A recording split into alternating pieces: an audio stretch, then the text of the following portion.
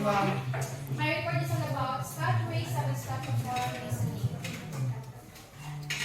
Okay, the following is a non-sample method of arriving at an ethical or moral decision, the 7 steps of Scott Way's moral reasoning. So this decision making is a choice made by a person, ethics, character, and also the manner.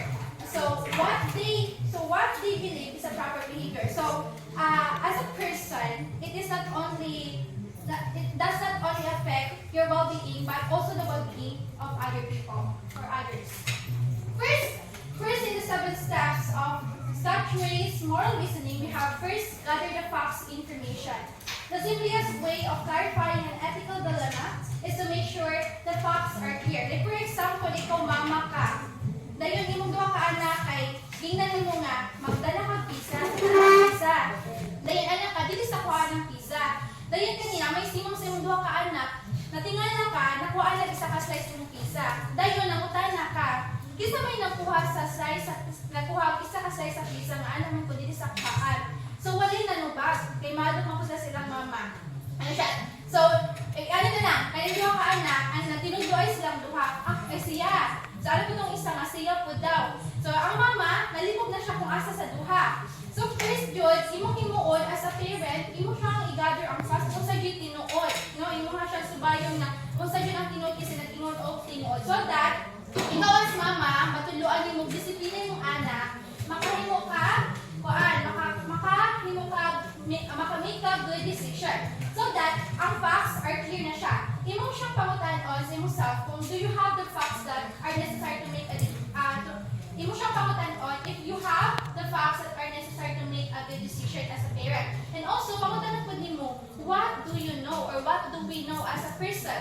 And then, what do we need to know? Mana siya ang mga questions na need nimo to gather the facts, information. Now, second, we have to determine the ethical issues similar to the statement of problem. Kailangan i-determine na to ang mga circumstances and also the conflicts that arises that related to the statement of the problem. So, in competing interests, pangitawon nimo kung unsay naghimo sa problema. What creates the dilemma? Moral values and virtues must support the competing interests in order for an ethical dilemma to exist. So, if dili nimo ma-identify ang imong underlying nga imuhang goals, imuhang ideas, imong opinions, and imuhang behavior towards higher standards. So dili nimo siya ma-identify ang imuhang ethical dilemma. So wala kay ethical dilemma nga ma-identify. Often people hold this position strongly and with passion because of the value or virtue beneath them. Now next, ikatulo. We have to determine what virtues, principles, and imuhang behavior toward higher moral standards have a bearing on the case. So this is similar to identifying the relevant factors as what we call the internal and external. The ethical dilemma, certain values and principles are central to the competing position. So kailangan i-identify natin siya kung usang atong hatagan na mas hatagan nato siya importansya, no? Determine if some should be given more weight than others. So, kani siya, for example, sa duha ka option, isa ba ang atong hatagan na itong timbang, di ba? Hatagan na itong mas importansya. And then, pangutanan po nimo, ask what the source for the principles is constitution, our culture, natural law, religious tradition, and this supplement biblical principles. So, ikaw pa. List the alternative or development or list options. Creatively determine possible courses of action for your dilemma. So, kailangan, i-list mo bitaw ang mga one or two more options that na kay mga possibilities, di ba? Ang mga available possibilities or mag-list of options. So, some will almost immediately be discarded, but generally, the more you list, the greater potential for coming up with a really good one. Like for example, ikaw nangita magug ka nga as a person, gusto ka makahimo ka good decision sa imong problema, no? Sa ethical dilemma. So, the more ka mo-list, ito ni makitaan nga mas makakita ka nga makahimo ka good decision, no? Asa mas greater ani nga akani as ako akong mga nilist kanid ang pinakanindot, pinakamaayo nga na-improve imuha, na-improve nimo ang pag-list nimo sa imong mga options. And then, it will also help you to come up with a broader selection of your ideas. Pagkahuman, sa ikalima, kato na, paghuman nimo list sa imong mga options, imong alternatives, i-compare na po daw nimo imong mga alternatives, no? Imong mga possibilities, mga available possibilities with the virtues or principles. So, kanina step, mag-eliminate siya as they are weighed by the more principles which have a bearing on the case. Potentially, the issue will be resolved here as all alternatives except one are eliminated. So, kato na, nag-list na ka. So, pag-compare naman nimo, di ba, sa imong mga na-list, i-compare nimo siya, dito na kayo mapilian na need mo i-eliminate. So, makulangan na siya. So, dito na, pag sa imong mga na-list, muna siyang pinakamanindot, di ba? Ang dilindot, i-eliminate na nato na siya. Tangkang na nato siya, i-remove na nato siya. So, here you must satisfy all the relevant virtues and values, so at least some of the alternatives will be eliminated. Even if you still have to go onto the step 6, often here you have to weigh principles and virtues to make sure you have a good reason for each weighing. Ika-uno, kailangan i-consider na itong consequences or test the options. Ready na ba ta? No? Ready na ba ta sa mga consequences as a person? Kung i-disclose nimo siya, kung i-review na nimo siya, the information directly possible consequences include, no? Na ay mga consequences nga mahitabo.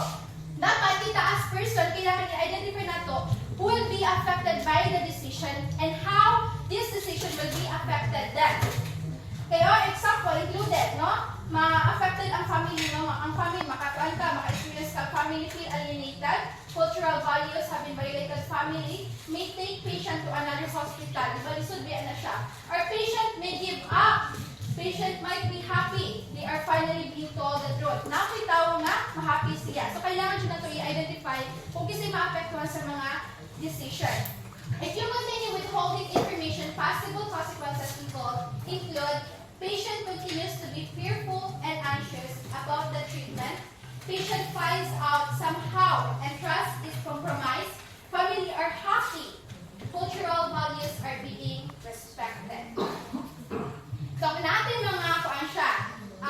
Following to use the test options according to Davis 1999. No? Natin harm test, publicity test, defensibility test, reversibility test, colleague test, professional test, and then organizational test, organization test. Sa heart test, ipamutanong na to ni siya, no? Para matest na to ang atong mga consequences, ang atong mga options.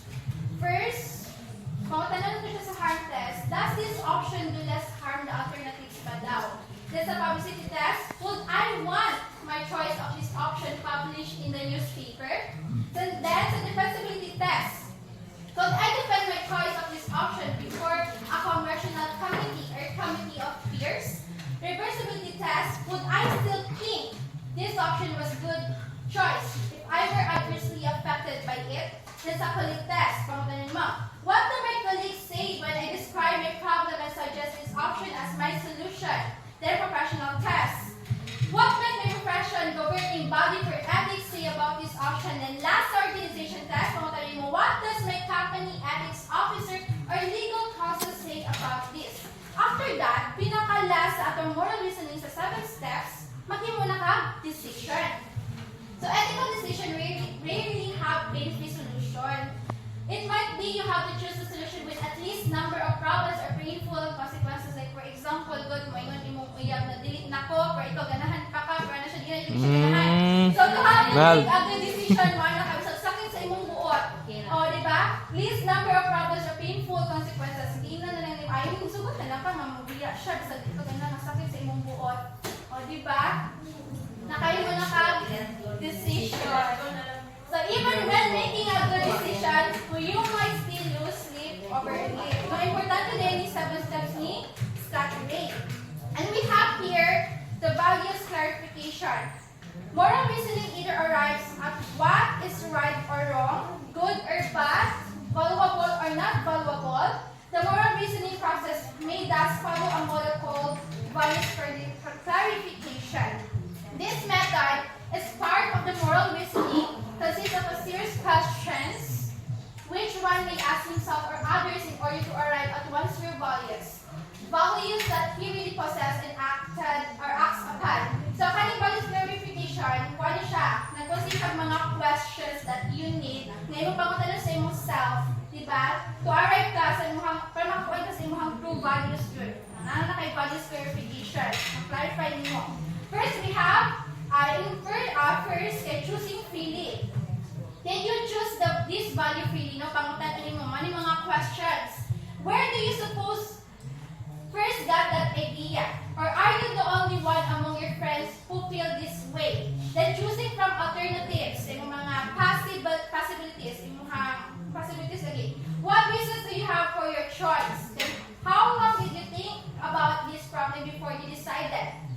Then choosing after thoughtful consideration, what would happen if this choice were implemented?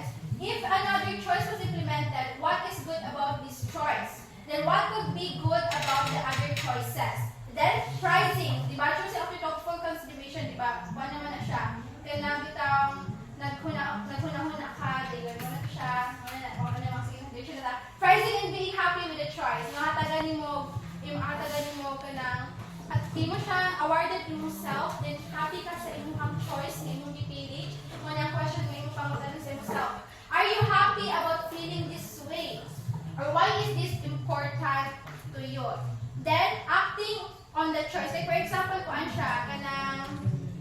ka, naay choices nga, mukaon ba ka aning money? Or do you want to play this game? Mo yung pangutan sa imong self. What will you do about your choice?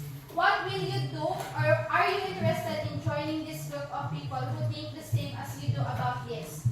And then, acting repeatedly in some pattern of life, related na siya sa acting on the choice. Like for example, i-continue ba ni mo nga modula ka ani nga play? Or mo-continue ba ka mukaon, i-repeat ba ni mo nga mukaon ka ani nga pagkaon? So, one yung mga questions. Have you done anything about it? Then will you do it again? Or should you try to get other people interested in this?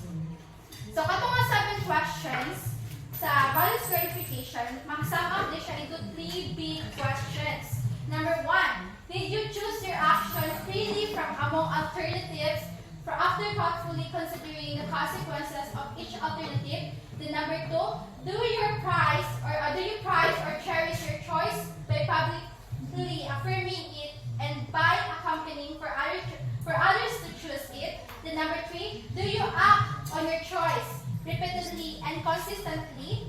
If the answers to the questions are yes, then the moral choice of moral decision can be said to be a product of the reason. Then last, we have the critique, or we tawag na ito siya, creative responsibility. One may automatically apply classic or traditional frameworks or norms. One may be legalistic or situationist, but one significant guide to the moral reasoning process is what ethicists like Father Nasr, Father Goras Pen, 1974 term as creative responsibility. Demonya ang mga following characteristics. Kani man gud siya anong word. In creative responsibility, kung ano siya, it is responding silently or verbally to call and address an ethical problem creatively by considering all possible points of view. And then, we all know that there are available norms, no, rules to follow in the life, to follow back. One should apply them creatively, and then we have to apply them in the life, situation, and conditions. So first, we have creative and fitting response involves some form of positive human action. The second, to give and fitting human response in some form of positive action inevitably means na mag-creative response. The creative responsibility is something to be discovered, no? Ang creative responsibility, kailangan natin siya i-discover. Need natin siya i-discover. And, once siya created, and is best envisioned in concrete cases. Then, ikatulo, ang creative response, kuan siya, to choose from among many possible fitting responses. So, mangita ka, no, mag-choose ka, means one has to choose from among many possible fitting responses. And also, it is impossible to find only one possible fitting response to a human situation. Then, ang ikaapat, kuan siya, in order nga creative response as an individual, dapat authentic ta, no? Must be in constant dialogue with the community and culture in which we live. This because this creative responsibility, dili lang ni siya only in individuals, kinatawag nato ni siya collective and co-responsibility. So here, for the last page of the PowerPoint presentation, one technique of coming up with creative response, kailangan i-apply nato ang phenomenological method of suspending judgment, the knowledge, the biases, the prejudices, and etc. Between brackets, letting the thing be or show itself as itself. So thank you.